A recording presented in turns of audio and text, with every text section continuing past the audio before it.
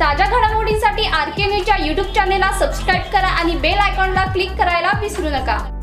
बनावट चांदी देऊन कोल्हापुरातील सराफ कल्पेश ओसवाल यांची फसवणूक करणाऱ्या रेंदाळमधील धनंजय दिलीप पाटील याचा आणखी एक प्रताप उघडकीस आला आहे।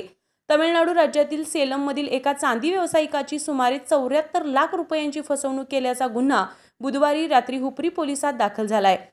संशयित धनंजय पाटील सध्या राजारामपुरी पोलीस ठाण्याच्या कोठडीची हवा खात आहे। हुपरीतील बनावट चांदी फसवणूक प्रकरणातील संशयित धनंजय पाटील विरोधात आणखी एक गुन्हा नोंद झालाय। तमिळनाडूतील सेलममधील एका व्यावसायिकाची 74 लाखांची फसवणूक केल्याबद्दल धनंजय पाटील आणि त्याचे वडील दिलीप पाटील यांच्यावर हुपरी पोलीस ठाण्यात गुन्हा दाखल झाला। अशा प्रकारे देशातील अनेक चांदी व्यावसायिकांना पाटील पितापुत्रांनी गंडा घातल्याची चर्चा आहे। धनंजय पाटील याने 2021 मध्ये सेलममधील सचिन पाटील यांच्याकडून उधारीवर 74 लाख रुपये किमतीचे 112 किलो चांदीचे दागिने खरेदी केले। 4 वर्षे उलटून गेली तरी धनंजय पाटीलने पैसे दिले नाहीत। त्यामुळे बुधवारी रात्री सचिन पाटील यांनी हुपरी पोलिसात फसवणुकीचा गुन्हा दाखल केला।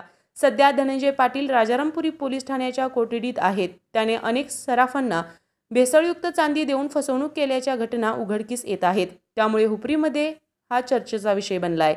आरके न्यूज प्रतिनिधी हुपरी। डेरीतनी रांगातनी किटल्यातनी दूध हाय भारीच ग भारीच ग भारीच ग।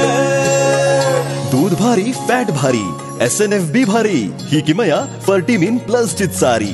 गोकुळच्या महालक्ष्मी पशुखाद्य कारखान्यानं आपल्या दूध उत्पादकांसाठी नव्यानं उपलब्ध केलेलं सीवीड युक्त मिनरल मिक्सचर फर्टिमिन प्लस। दुधाला रेट वर्षाला वेद आपल्या डेअरीतून आजच आणा फर्टिमिन प्लस।